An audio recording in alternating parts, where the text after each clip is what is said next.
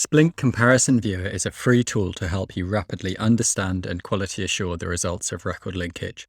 It's an add-on to Splink, our open source software for data linkage at scale. Comparison Viewer takes the outputs of Splink and generates an interactive dashboard that allows you to rapidly explore the outputs of your model. Let's take some time to understand the tool. The motivation behind its development was the idea that, whilst record linkage models can generate a very large number of record comparisons, these comparisons can be grouped into a much smaller number of categories. For example, one category could be record comparisons where all fields match. Another category could be record comparisons where every field matches except the first name, and where we've observed that the first names are similar. The idea is that by looking at a few example comparisons within each of these categories, we can rapidly develop a good understanding of whether our model works.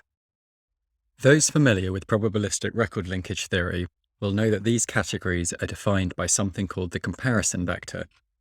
On this slide, I show a simple example. On the left-hand side, we can see an example of a record comparison where all fields match. Each element in the comparison vector is a numeric representation of the comparison of one of the fields.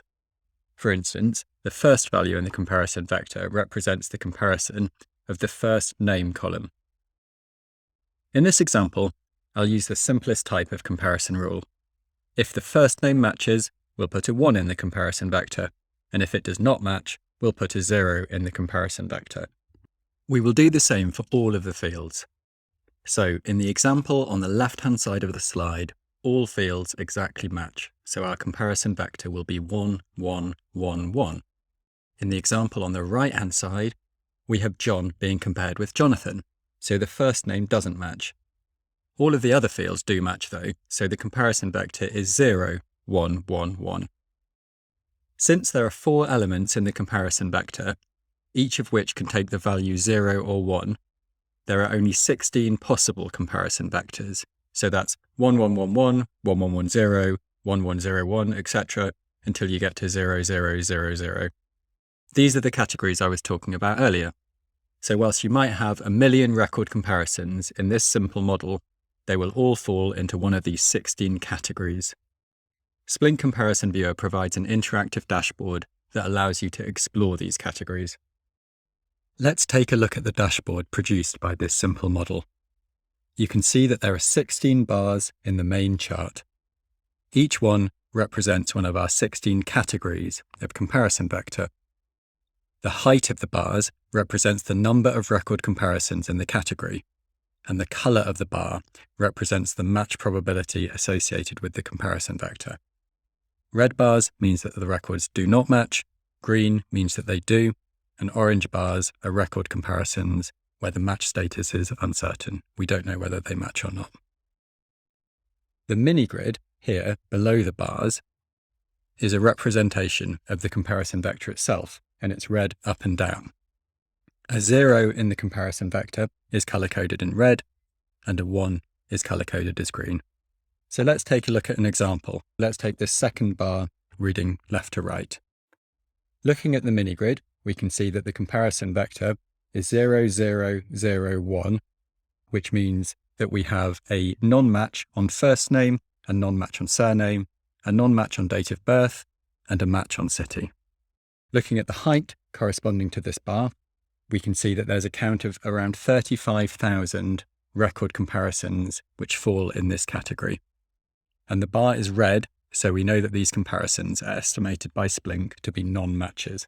What we've seen so far is useful, but as a quality assurance tool, it has limited value because it's difficult to get an intuitive sense of whether Splink is getting the right answer. The tool has told us that the comparison vector of 0, 0, 0, 1 leads to a very low match probability. But is that actually correct?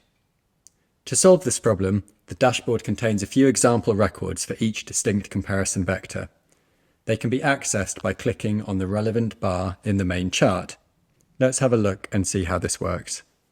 Hovering over the 0, 0, 0, 1 bar, I can see that it's got a match weight of -8.2, corresponding to a match probability of 0.3%.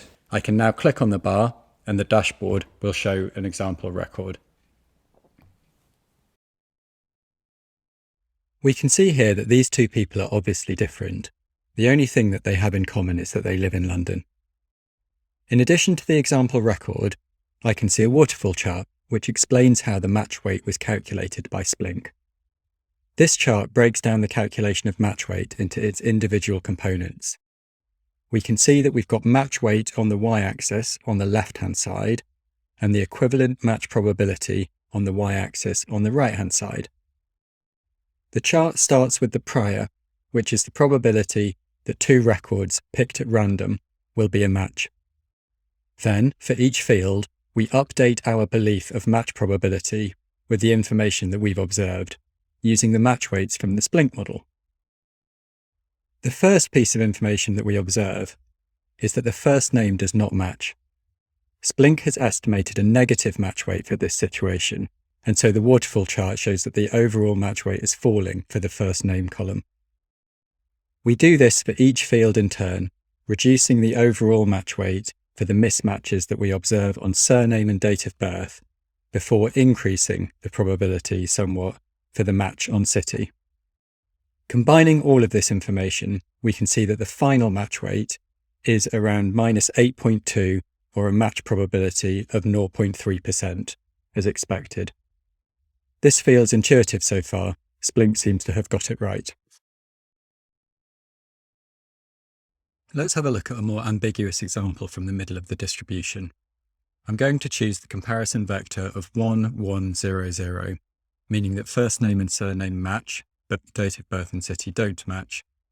So here's the example record. Looking at the waterfall chart, we start again with the same prior match weight, which measures the likelihood that two records picked at random will be a match. The match weight then gets pulled upwards a lot for first name and surname. This is intuitive because first name and surname contain a lot of distinct values, so it's unlikely that they would match unless the records are a true match. The match weight then gets reduced slightly for the observation that date of birth and city don't match. This is also intuitive. There are lots of typos in this dataset, so the fact that a field does not match is not strong evidence against the records being a match. And we can actually see this in the records themselves, where here we've got an obvious typo on the city of Bolton. The final match weight is 2.7, corresponding to a match probability of 87%, as shown on the y-axis here. Again, this sounds about right, because these records are not an obvious match, but it looks quite likely that they might be. In the final part of this video, we'll take a quick look at a more realistic model. In real-world Splink models, we typically introduce more nuance into our models, which results in more accurate predictions. In particular, we allow for more granularity in how fields are compared.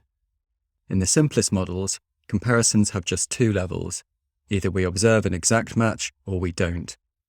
In more complex models, we allow for additional levels of the comparison to account for nulls and fuzzy matches. For example, on a first name column, a model could distinguish between an exact match, so Robin versus Robin, a fuzzy match, something like Robin versus Rob, and a complete non-match, which could be something like Robin versus John. We also typically have a separate level where nulls are observed to make the distinction between the case where a field doesn't match and the case where one of the fields is null, meaning that we don't know whether it's a match or not. This dramatically increases the number of possible comparison vectors. In the previous example we looked at, we had 4 columns and 2 levels in the comparison vector, so that led to 16 different possible comparison vectors. But if we had had 4 levels rather than 2 for each column, the number of comparisons would rise to 256. In the example we're going to look at now, there are 6 fields, each of which has between 3 and 6 levels, and that leads to over 10,000 different possible comparison vectors. When we open the dashboard, the first thing we notice is the large number of bars in the histogram, each corresponding to a different comparison vector. To make this more manageable, we can zoom in by brushing on the mini chart at the bottom, like so. The color coding on the mini grid is also more nuanced. The highest level, typically an exact match, is green, and the lowest level, typically a complete non-match, is red. and fuzzy matches are different shades of orange. Nulls are white. With over 10,000 different comparison vectors, there's a lot to look at in this display. This is where the controls at the top of the page come in. Recall that the height of the bars represents how often each comparison vector occurs in the data. This allows us to filter out comparison vectors that occur very infrequently in the data. By default, all are displayed, but let's filter out comparison vectors that occur fewer than 10 times. We now have a much more manageable number of different comparison vectors to look at. It would now be viable to look at each of these bars in turn and look at a few examples to decide whether Splink is giving us a sensible result. As a quality assurance approach, this would give us good evidence that the model is working. Finally, it's just worth noting a couple of other features which can be useful. You can filter the comparison vectors down to include only those with a specific value. For instance, if we're only interested in level 3 matches on date of birth, we can filter like so. We can see now in the mini grid here that all of the comparison vectors shown have a value of 3 for date of birth. But what if we've forgotten what level 3 on the date of birth field actually means? Well, there's a more sophisticated view of the record comparison, which displays the SQL case statement corresponding to the level. We can turn that on using the option at the top here. Now, by selecting one of the comparison vectors, we can scroll down to see an example of the comparison. So down here on date of birth, we can see the data on the left here and on the right here, but we can also see the case expression. In this case, we can see that a level 3 date of birth comparison is a Levenstein fuzzy match, which allows for a 1-character difference in date of birth. Okay, that's everything I wanted to cover in this tutorial. Thanks for listening.